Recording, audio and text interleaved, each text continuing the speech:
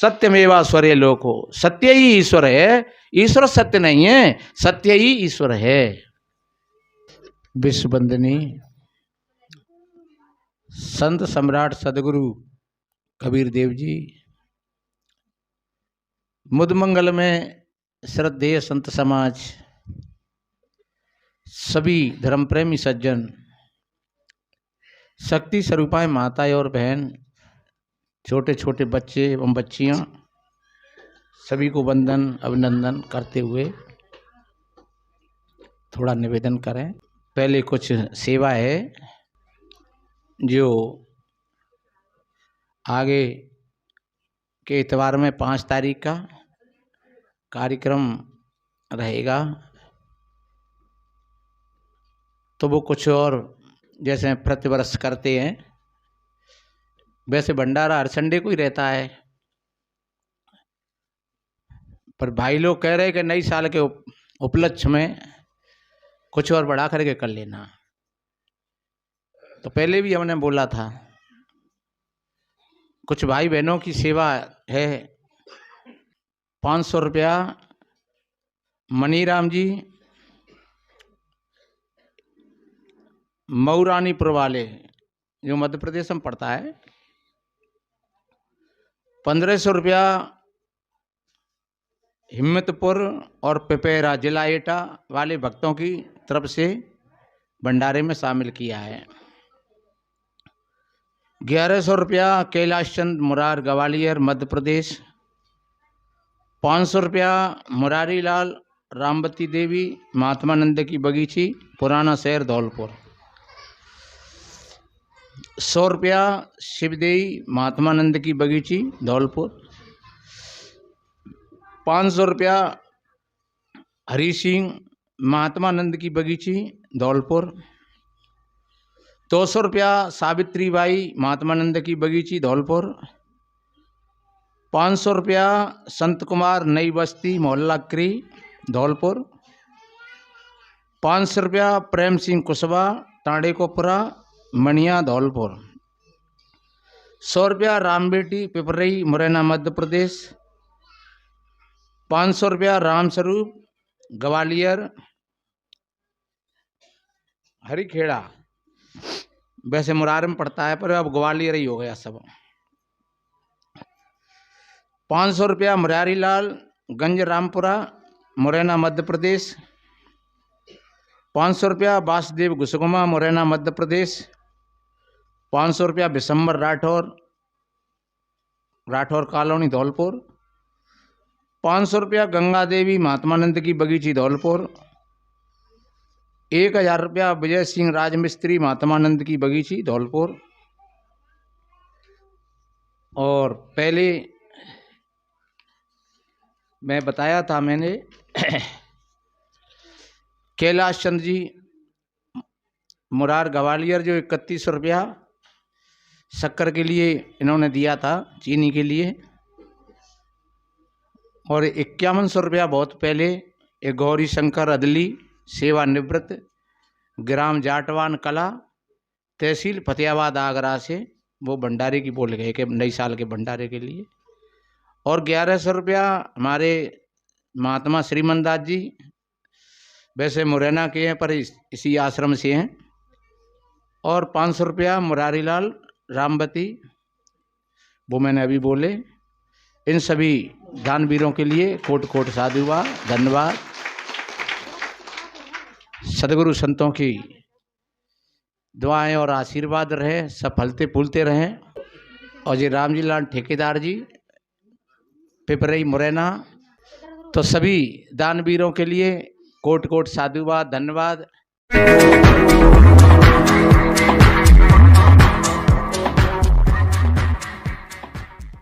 कबीर संगत साधु की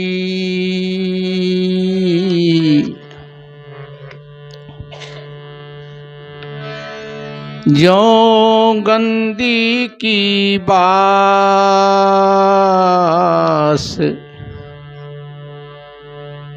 जो गंदी कुछ दे नहीं,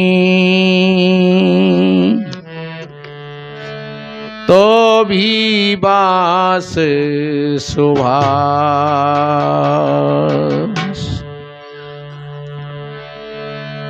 जो गंदी कुछ दे नहीं तो भी बास सुभाष।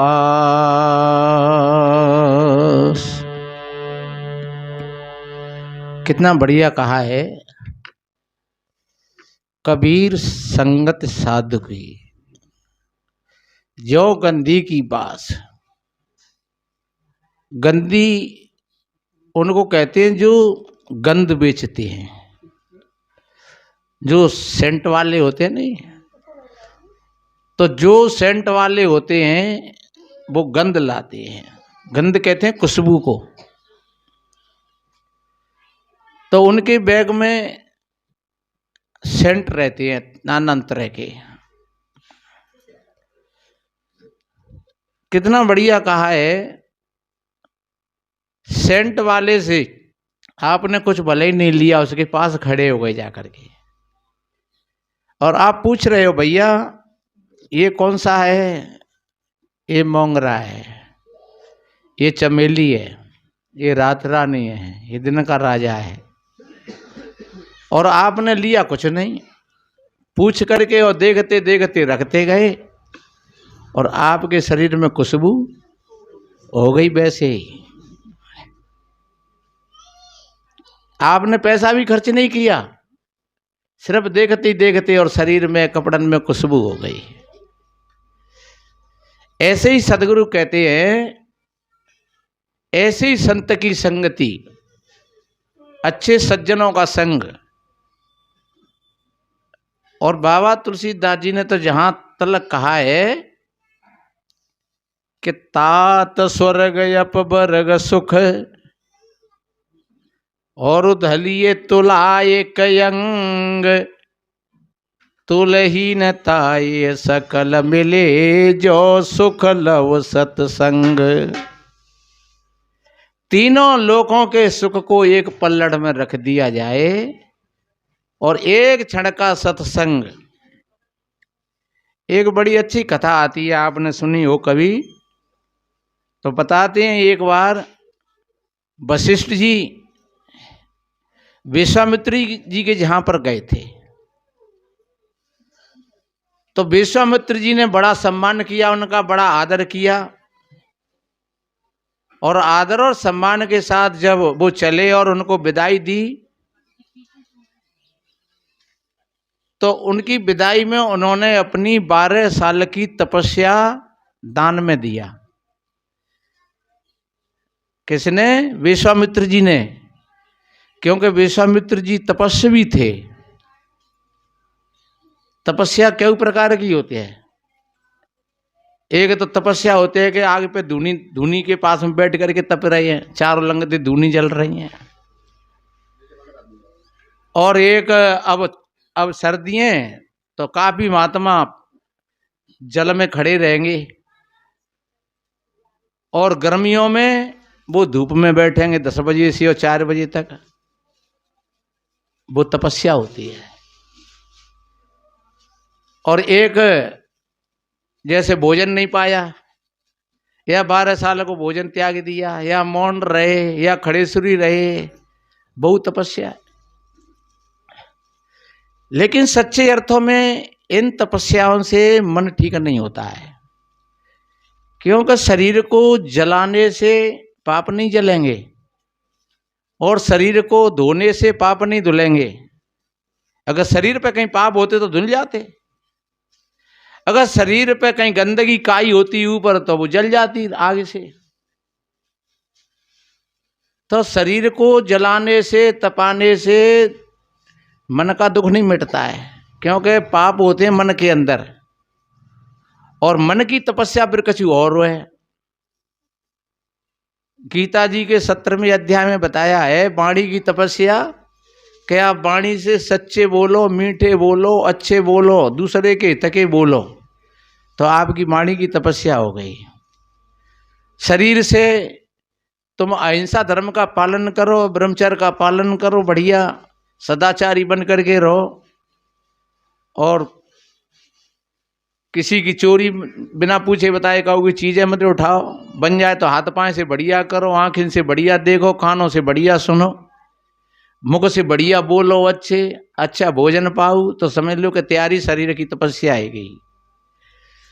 और मन हमेशा प्रसन्न रहे, मन के अंदर में कोई राग द्वेष नहीं हो, कोई ईर्षा नहीं हो, कोई द्वंद्व नहीं हो। मना प्रसाद सौमत मौन महात्मा निग्रह, ऐसा कहा है। मन प्रसन्न हो तो समझ लो कि तुम्हारी मन की तपस्या हो गई। मन में खिन्नता नहीं हो, मन में चिड़चिड़ापन नहीं हो।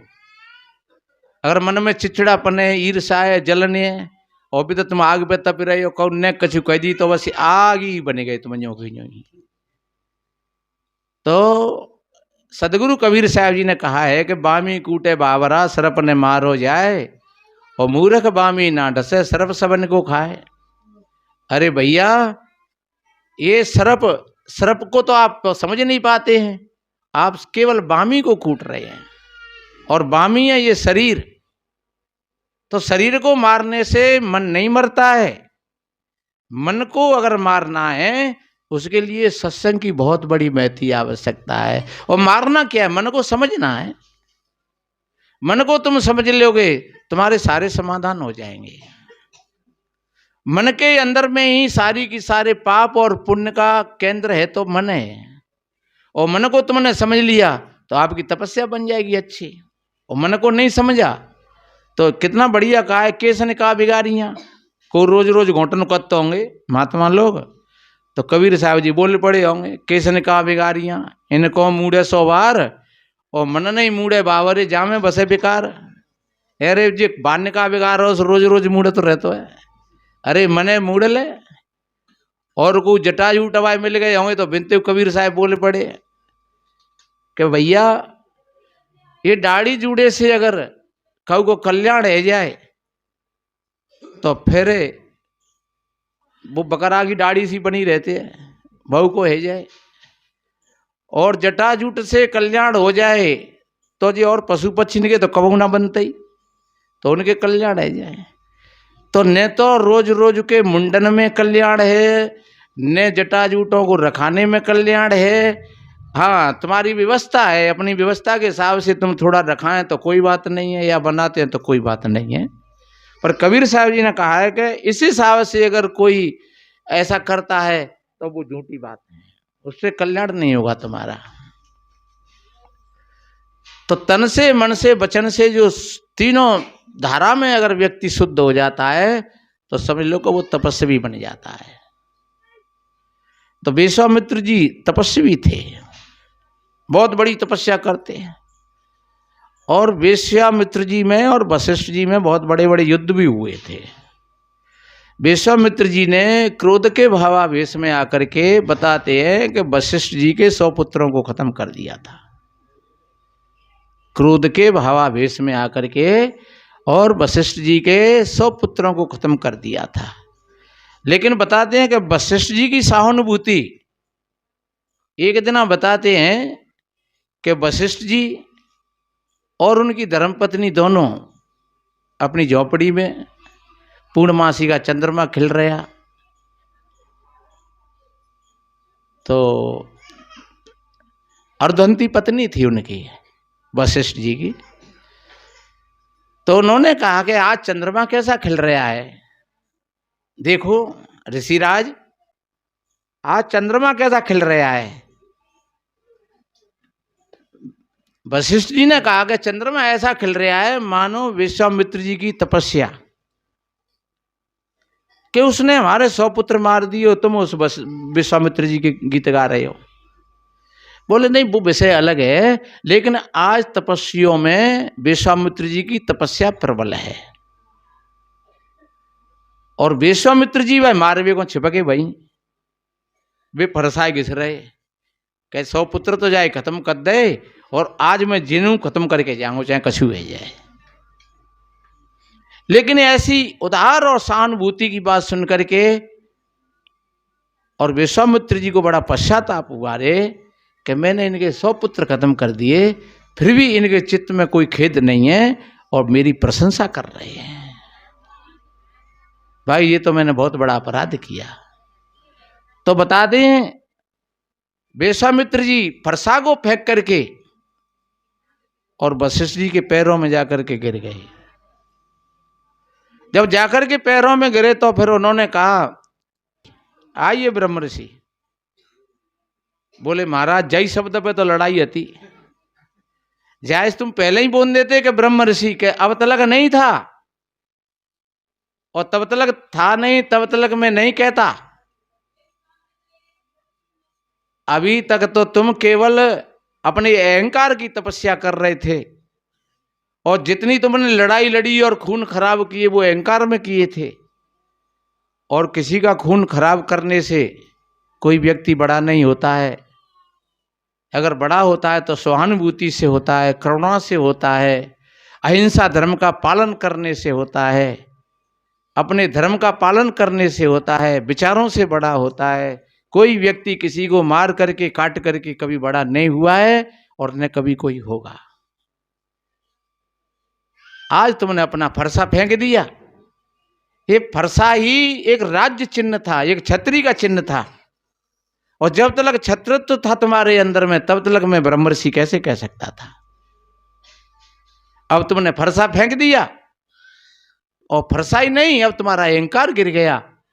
और जब अहंकार गिर गया तो अब तुम ब्रह्म ऋषि हो। तो ये सत्संग की महिमा होती है। मैं कहानी बोल रहा था कि विश्वामित्र जी ने अपनी 12 साल की तपस्या उनको दान में किया था। दक्षिणा में 12 साल की तपस्या का दान किया। लेकिन कोई समय आया फिर तो विश्वामित्र जी उनके घर पर पहुंचे, उनके आश्रम पर। जब आश्रम पर पहुंचे तो वशिष्ठ जी ने एक क्षण का सत्संग उनको दक्षिणा में दिया था, एक क्षण का। तो बाके बीज तो तुइयो, फिर बाके आगे लग गई कि मेरे यहां जब आए तब मैंने 12 साल की तपस्या अपनी दान में दी और मैं इनके यहां आया तो एक क्षण का सत्संग। नाराज हो गए तो वशिष्ठ जी ने कहा कि नहीं, आपकी 12 साल की तपस्या से और एक क्षण का सत्संग भारी है, आप कहीं पर भी तुलना करवा लो। मेरा एक क्षण का सत्संग और आपकी 12 साल की तपस्या, और 12 साल की तपस्या से भी मेरा एक क्षण का सत्संग भारी पड़ेगा। संत का संग बन जाए, सत्संग बन जाए। तो बताते हैं गए, ब्रह्मा के पास गए, महादेव के पास गए, विष्णु के पास गए, फिर शेषनाग के पास गए। एक पे एक टालते रहो, आखिर बात शेषनाग पे आई गई। कहानी है तो शेषनाग ते कही महाराज हमारा न्याय कर दो, जिनकी एक क्षण को सत्संगों में ही 12 साल की तपस्या, कौन सी चीज बड़ी रहेगी। तो कहे भैया तुम्हारे जा पृथ्वी डांट लेने का। तो बताते हैं कि 12 साल की तपस्या लगाई, पर 12 साल की तपस्या पृथ्वी को नहीं साध पाई। और उन्होंने एक क्षण का सत्संग लगा दिया और एक क्षण के सत्संग से पृथ्वी सद गई। तब कही कि आप फैसला करो कि अब फैसला अभी तुम्हें दिखो ना है। भाई 12 साल की तपस्या से कोई काम नहीं हुआ और एक क्षण के सत्संग से काम हो गया। शेष का मतलब क्या है? शेष का मतलब है हमारे अंदर की चेतना। जो शेष बचे, धन का है, धन जो खर्च हो गया वो तो गया, लेकिन जो बचा सो शेष है। ये हमारा 5 तत्व का शरीर है और ये धीरे धीरे खत्म होता चला जाता है। और फिर क्या बचता है? फिर शेष बचता है। और शेष क्या है? वो आत्मा है, वो चेतन है और वो ही सत्य है। और उस सत्य का अगर बोध हो जाए तो अपने ये शरीर और से संसार सृष्टि उसी के आधार से चल रही है। धर्म ने दूसर सत्य समाना और आगम निगम पुराण बखाना, नहीं असत्य सम पातक पुंजा, गिर सम होए के कोट के गुंजा। सत्य के समान दूसरा और कोई धर्म नहीं है। और सत्य है वो तुम्हारी आत्मा है।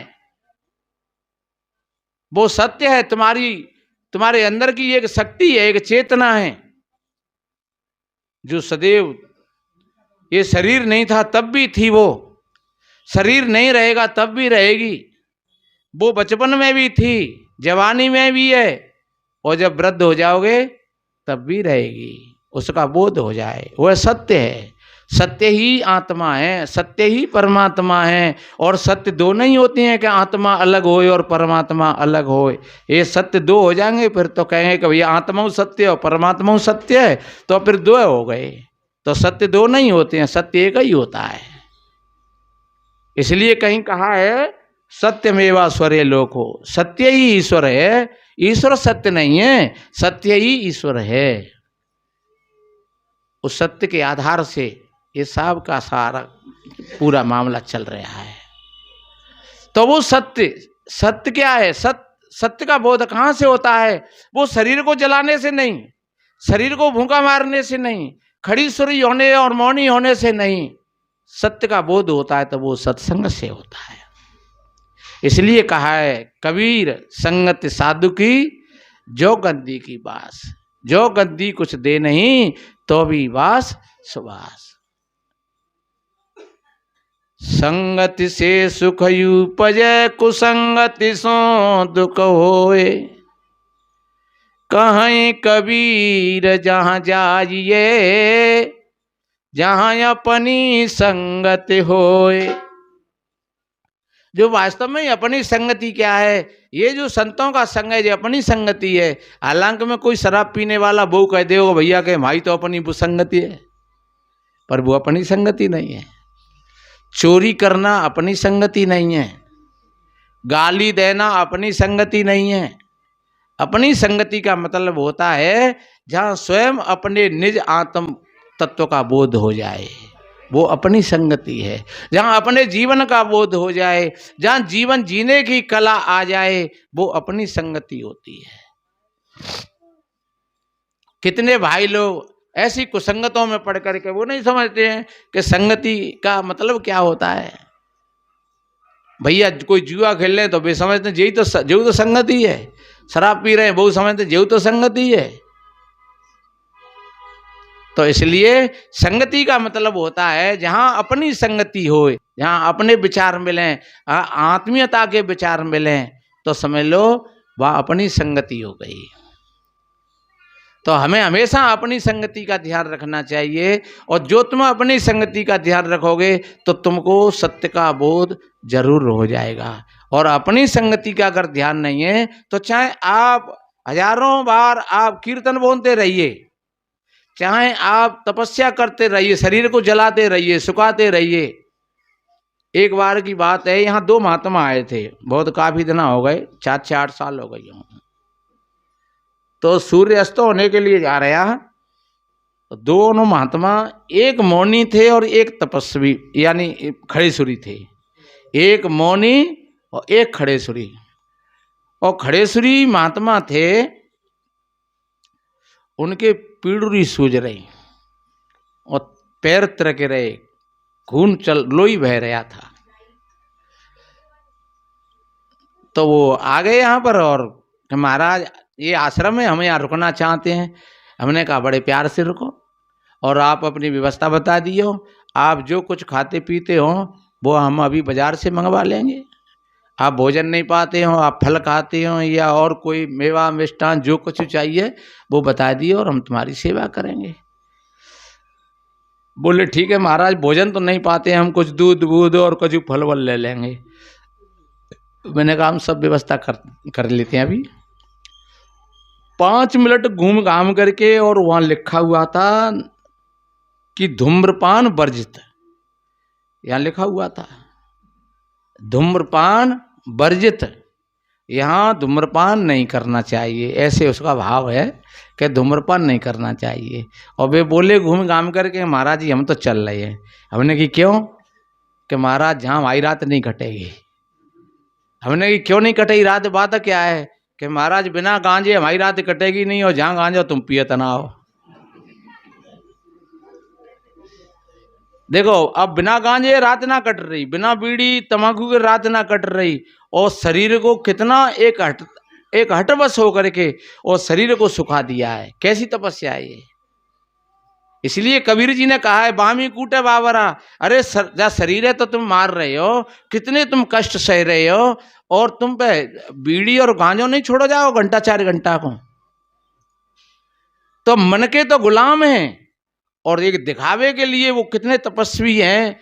तो मैंने बहुत निवेदन किया, मैं महाराज कोई बात नहीं, अपन चल फिर के सड़क पे पी लियो, हम तो कह लोग ना पियते ही, पर तुम सड़क पे पी लियो, हम तो यही व्यवस्था। नहीं महाराज, हम आगे चले जाएंगे कहीं और आगे रुक लें कहीं। तो जानते फिर मंगल भारती पे पहुंच गए। वहाँ तो वो अड्डा है ही जा चीज़ को बीड़ी गांजे और भांग तम्बाकू का।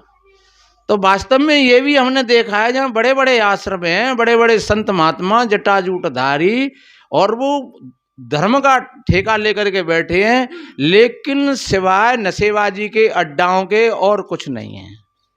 रामायण के पाठ चल रहे हैं, खूब कथा हो रही हैं, बड़े बड़े भंडारे चल रहे हैं, लेकिन वहाँ सब अड्डा वो ये है जहाँ अगर कोई 4 लड़का अगर नए हुआ पहुँच जाए तो भी बिगड़ जाए मैंने के संग में। तो इसलिए मेरे बहन भाइयों, हमें अपने मन को समझना है ठीक तरीका से, तो इस सत्संग में आना पड़ेगा।